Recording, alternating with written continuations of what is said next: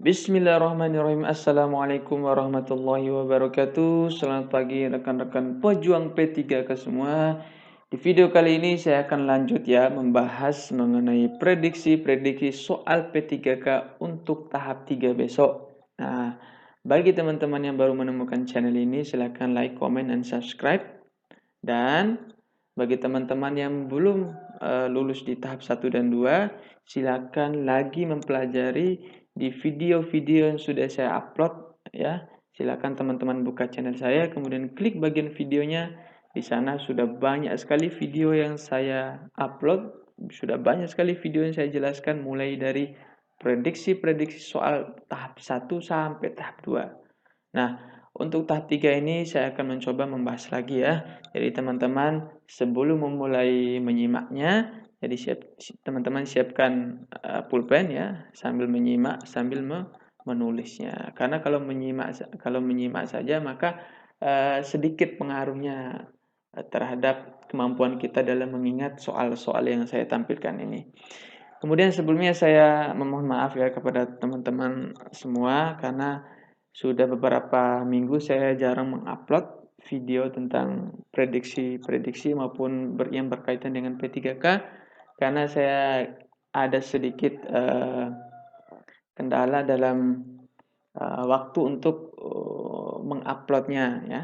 Jadi mulai hari ini saya akan ya lanjut mengupload soal-soal prediksi P3K tahap 3 khususnya mata pelajaran seni budaya. Oke, teman-teman kita mulai dengan soal yang pertama. Di soal tahap 2 kemarin, saya mendengar bahwa teman-teman itu mendapatkan soal yang berkaitan dengan yang ada di tampilan monitor ini. Karya seni rupa pada zaman masa prasejarah sebelum Masehi, ya. Kemarin itu ditanyakan mengenai karya seni rupa yang ada pada zaman masa prasejarah sebelum Masehi, yaitu apa? Menhir. Jadi menhir itu seperti apa sih? Nah, menhir itu berupa batu ya yang diukir. Jadi diukir seperti yang ada di slide ini. Nah, kemarin tuh banyak sekali contoh-contohnya atau optionnya. Ada patung, kemudian ada candi, kemudian ada lukisan, kemudian ada menhir. Nah, yang jelas karya seni rupa pada zaman masa prasejarah yang benar itu apa? Menhir ya. Lokasi penemuan menhir tercatat di Eropa, Timur Tengah, Afrika Barat, India, dan Korea, serta Nusantara. Ya, teman-teman, ternyata menhir itu ditemukan juga di Nusantara. Para arkeolog melihat bahwa menhir digunakan untuk tujuan religius dan memiliki makna simbolis sebagai sarana penyembahan arwah nenek moyang. Jadi jelas teman-temannya fungsi dari para arkeolog itu menilai bahwa menhir itu digunakan sebagai media atau tujuan untuk religius. Nah, jadi itulah teman-teman jawaban dari nomor 101. Kemudian lanjut ya, nomor 102 ditanyakan mengenai contoh pelukis. Nah, seingat saya, jadi seorang pelukis ya Avandi itu melukis di kanvas dengan cara bagaimana? Nah, di option kemarin itu banyak sekali dengan cara menorehkan kuasnya apa? Dengan cara menuangkan cat air ke dalam ke dalam palet, kemudian dia melukisnya, kemudian ada langsung menggunakan jari, kemudian langsung menumpahkan tinta ke dalam kanvas. Nah, berbagai macam sekali pilihannya. Nah, yang tepat pilihannya cara melukis seorang Avandi yaitu dengan cara pelototan. Yaitu apa maknanya? Jadi Avandi itu dikenal dengan teknik melukisnya yang unik. Yang unik berarti yang berbeda dengan para pelukis lainnya. Biasanya pelukis yang lain itu menggunakan kuas, kemudian menorehnya. Nah, sedangkan Avandi ini yaitu pelototan atau menuangkan langsung cat minyak dari tube ke atas kanvas. Jadi langsung menuangkan cat ke atas kanvas. Nah, dan membentuknya dengan jari-jari tangannya dan langsung membentuk ya, membentuk cat itu dengan jari-jari tangannya. Ia menyatukan dirinya dengan kanvas dan objek lukisan. Kemudian meluapkan emosinya dalam suatu periode melukis spontan yang cepat. Jadi intinya seorang pelukis Affandi ini cara melukisnya unik, yaitu dengan cara dia mengambil tinta tadi ya, kemudian dia langsung menuangkannya ke dalam kanvas dan membentuknya dengan menggunakan jari sesuai dengan apa yang ada di pikirannya.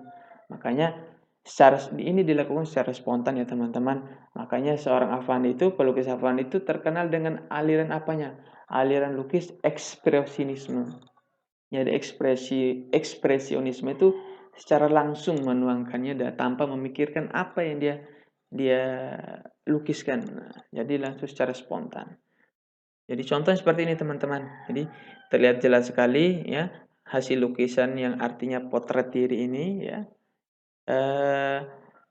Terlihat jelas bahwa ini ada tekstur bentuk dari coretan tangan ya. Kemudian warnanya juga ini warnanya ada yang bagian gelap, kemudian ada bagian terang. Jadi waktu kuliah saya pernah teman-teman mengunjungi Museum Affandi ini ya. Jadi terlihat sekali bahwa di museum itu banyak sekali karya-karya yang dihasilkan oleh seorang Affandi ya. Dengan cara ya menggunakan tangan secara langsung menggunakan tangan secara langsung dalam melukis sebuah karya. Oke. Kita lanjut. Nah, nomor 103. Birama pada tepuk pramuka yaitu birama berapa? Jadi video sebelumnya saya sudah jelaskan teman-teman ya. Birama itu ada berapa? Ketukan itu ada berapa? Ada berapa saja? Ada 2/4, ada 3/4, ada 4/4, kemudian ada 6/8. Semakin tinggi angka dalam biramanya maka temponya semakin lambat. Nah, yang ditanyakan di sini yaitu birama pada tepuk pramuka. Jadi kita tahu teman-teman bahwa tepuk pramuka biramanya itu 2/8. Contohnya itu prok prok prok. Jadi berapa ketukannya? Prok prok prok. Nah, berarti 2 kali ketukan. Berarti 2/4. Jadi saya mencari di berbagai referensi, ternyata birama pada tepuk pramuka itu memang yang benarnya itu 2/4 ya teman-teman. Jadi teman-teman bisa melihatnya di slide yang saya tampilkan ini. Oke, teman-teman. Oke, kita lanjut nomor 104. Ditanya mengenai tempo lagu Bagimu Negeri. Nah, tempo itu banyak sekali saya sudah jelaskan di video sebelumnya, teman-teman. Ada tempo cepat, tempo sedang, tempo lambat, largo. Nah, itu banyak sekali contohnya presto, vivace, adagio, itu banyak sekali teman-teman. Nah, untuk tempo lagu Bagimu Negeri ini itu menggunakan tempo sedang atau istilahnya moderato. Saya cari di referensi, ada juga yang mengatakan bahwa dia tuh temponya tempo lambat. Nah, sedangkan saya cari di buku kumpulan lagu-lagu nasional itu, jadi di pojok kanannya itu tertulis bahwa temponya itu moderato, berarti sedang. Nah, berarti jawaban yang benar adalah tempo moderato atau sedang pada lagu Bagimu Negeri. Sedangkan biramanya yaitu 4/4. Jadi jelas teman-teman ya. Jika ada jawaban lain silakan teman-teman tulis di kolom komentar. Kemudian nanti saya akan bahas membahasnya lagi ya. Jadi teman-teman jika ada kesalahan silakan teman-teman tulis di kolom komentar. Oke, kita lanjut nomor 105. Kayaknya panjang penjelasannya nih. Pertanyaannya pendek tapi penjelasannya sangat panjang. Lagu ditanyakan kemarin di tahap 2 yaitu lagu Cincang Keling menggunakan, ini tipe teman-temannya. Lagu Cincang Keling menggunakan tangga nada apa? Jawabannya di opsinya kemarin banyak sekali. Ada menggunakan tangga nada slendro, ada pelok, kemudian banyak sekali. Kemudian ada pentatonis, ada diatonis, ada kromatis, banyak sekali teman-teman. Nah, Lagu Cincang Keling itu lagu daerah yang berasal dari Jawa Barat. Jadi lagu Cincang Keling itu menggunakan tangga nada selendro ya teman-teman. Untuk lebih jelasnya, apa sih selendro itu? Oke, sekarang saya akan bahas. Jadi tangga nada itu secara umum dibagi menjadi 3. Ada tangga nada diatonis, kemudian ada tangga pentatonis, ada tangga nada pentatonis, kemudian yang ketiga itu ada tangga nada kromatis. Nah, yang pertama dulu, tangga nada diatonis itu dibagi menjadi 2, ada minor dan ada mayor. Saya tidak membahas di soal yang ini karena di soal sebelumnya sudah saya bahas teman-teman. Silahkan buka teman-teman soal sebelumnya. Yang sekarang saya akan membahas tangga nada pentatonis. Nah, tangga nada pentatonis adalah tangga nada yang memiliki 5 nada yang berbeda di dalam satu oktav. Kemudian tangga nada pentatonis itu dibagi menjadi 2. Ada tangga nada belok, kemudian ada tangga nada selendro. Apa sih tangga nada belok itu? Yaitu karakter nada yang menyenangkan dan memiliki kesan hormat. Memiliki 5 nada dengan perbedaan jarak cukup besar, yaitu do, mi, fa, sol, si. Jadi perbedaan jaraknya cukup besar ya, di 5 nadanya memiliki perbedaan jaraknya cukup besar dari do, re, mi, fa, so, la, si. Jadi contohnya lagu yang bernada pelok yaitu Bikti Tukun dari Jawa Tengah, kemudian lagu Gundul-Gundul Pacul dari Jawa Tengah. Nah, sedangkan apa sih tangga nada selendro dari jawaban yang di atas? Yaitu karakter nada yang menyenangkan dan lincah. Memiliki 5, sorry ya, ini tipe ya. Bukan 55 tapi 5. Memiliki 5 nada dengan jarak yang cukup kecil ya. Kalau selendro itu memiliki jarak ya nada cukup kecil, sedangkan pelok tadi memiliki jarak cukup besar. Jadi berbanding terbalik dengan pelok. Memiliki jarak yang cukup kecil yaitu do, re, mi, fa, so, la. Jadi jaraknya agak cukup kecil di sini. Contoh lagunya yaitu Lir-Ilir dari Jawa Tengah, kemudian Teka Teripana. Nah, ini tadi Cincang Keling berasal dari Jawa Barat yang menggunakan tangga nada selendro. Kemudian Cublak-Cublak Suweng dari Jawa Tengah, kemudian terakhir itu Karaban Sabar dari Jawa Tengah. Jadi itulah jawaban dari lagu Cincang Keling, yaitu menggunakan tangga nada selendro. Jadi teman-teman juga jangan lupa mengingat ya lagu-lagu daerah yang lain juga ini, siapa tahu untuk tahap 3 besoknya ditanya mengenai eh, tangga nada lagu Lir-Ilir dari Jawa Tengah apa. Jadi teman-teman langsung mengingatnya. Kemudian Cublak-Cublak Suweng dari Jawa Tengah menggunakan tangga nada apa. Kemudian Gundul Pacul menggunakan tangga nada apa. Jadi jelas di sini teman-teman saya sudah menampilkan contoh-contoh lagu daerah dan menggunakan tangga nada apa. Oke, kita lanjut. Nah, ini lagi. Kayak ini soalnya itu sering keluar ya teman-teman, baik di tahap 1, tahap 2 maupun tahap 3, insya Allah tahap 3 besok. Karena prediksi-prediksi yang saya tampilkan ini kemungkinan keluar itu 80% ya teman-teman ya. Oke, kita bahas. Nomor 106, alat musik Rapai berasal dari daerah mana? Nah, kemarin itu banyak sekali pilihannya. Ada Sumatera Barat, ada Aceh, ada Nusa Tenggara Barat, nah, ada NTT. Nah, kalau NTT kan Sasando. Nah, bagaimanakah alat musik Rapai itu? Yaitu alat musik yang berasal dari Aceh yang terbuat dari bahan dasar berupa kayu. Ini kayu bagian hitam, teman-teman. Dan kulit sapi atau kambing. Tapi kalau kulit sapi ya mungkin mirip ya ini karena dia agak kekuningan.